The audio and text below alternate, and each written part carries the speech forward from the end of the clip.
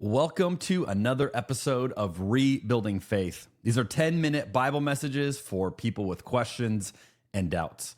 Today, I wanted to begin by asking you to imagine Jesus' childhood.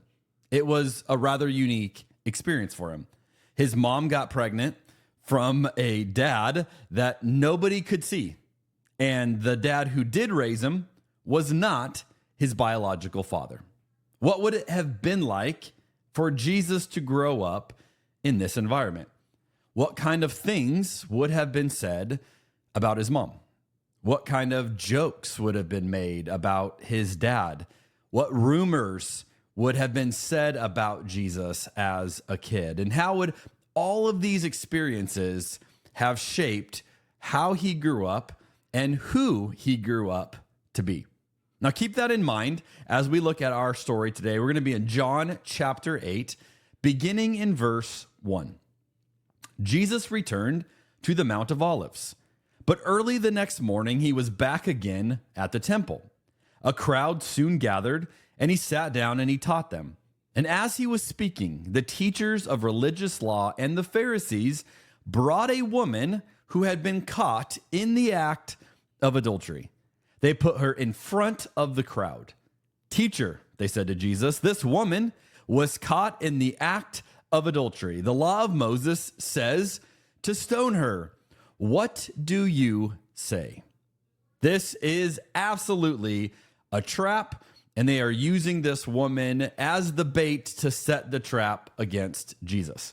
Now, if you've been with me the last few weeks, we know that this story comes after John 7, which is all about the Feast of Tabernacles, which was an 8-day religious festival all about water.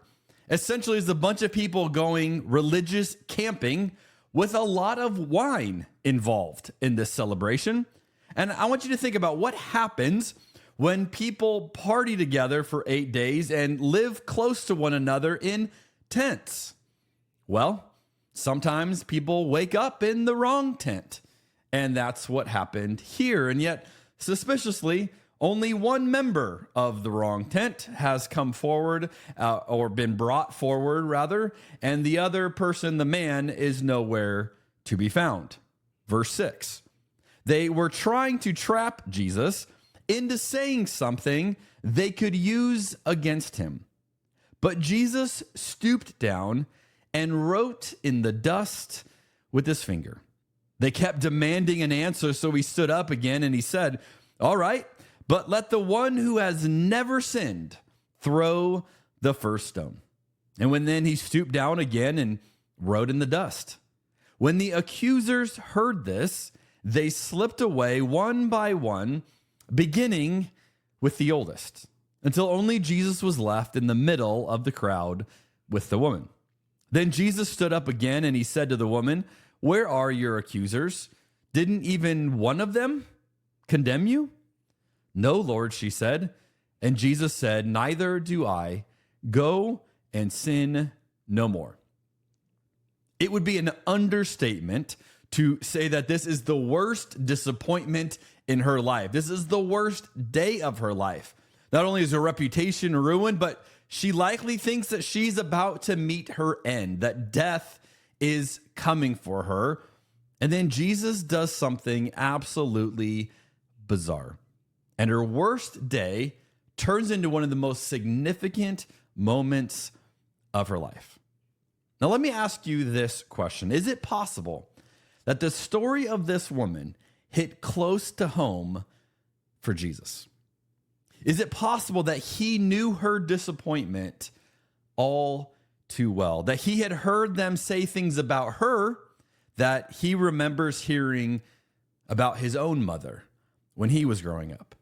That maybe he thought about his dad, Joseph, and how where this woman had no one, Joseph stood by his mom. That maybe he thought of all of this when Jesus is deciding to meet this woman in the midst of her disappointment. See, the gospel is always good news at its core.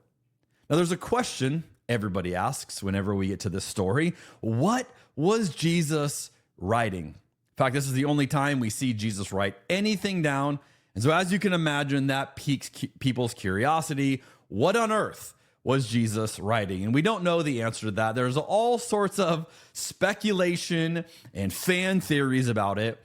I want to give you what I suspect makes the most sense. And it comes from a passage in the Old Testament. This is Jeremiah 17, verse 3.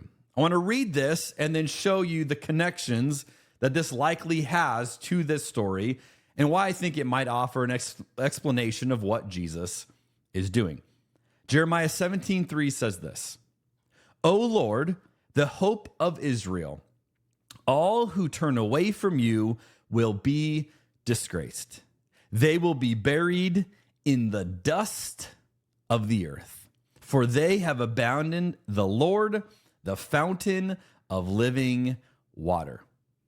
So in this verse in Jeremiah, we have a connection to both dust and to water. So they've come off of this festival for 8 days talking about water, and then Jesus draws something in the dust of the ground. I think Jesus is communicating that anyone who hasn't come to him to experience the living water that he offers will be buried in the dust. More importantly, what Jesus is doing here is he is shifting the focus off of this woman and he is shifting it to these religious leaders. Now, instead of everyone looking at her, they're looking at them to see what on earth are they going to do in response to what Jesus is communicating. And like we saw last week with Nicodemus, I think this is Jesus speaking truth to power. This is Jesus putting himself at odds with those in power all around himself. Now, what happens when you stand up against the people in power, especially when those people have weapons in their hands? This is an early indicator that Jesus is on his way to being killed, that he is defying the powers that be, and ultimately these powers will end his life. But Jesus wasn't killed for being a moral leader. He was killed because he refused to go along with systems that oppressed vulnerable people. And the invitation today for you and I is to join him in that work, even when it puts us at odds with the people in power. There are vulnerable people all around us. The attention is on them. And this story reminds us that those of us who live with the Spirit of God, who follow this rabbi named Jesus, we are the ones who can uniquely turn a situation to shift off of the vulnerable person, and instead we can turn the attention to those with power. And this is the power of the gospel. I'll see you next week on Rebuilding Faith.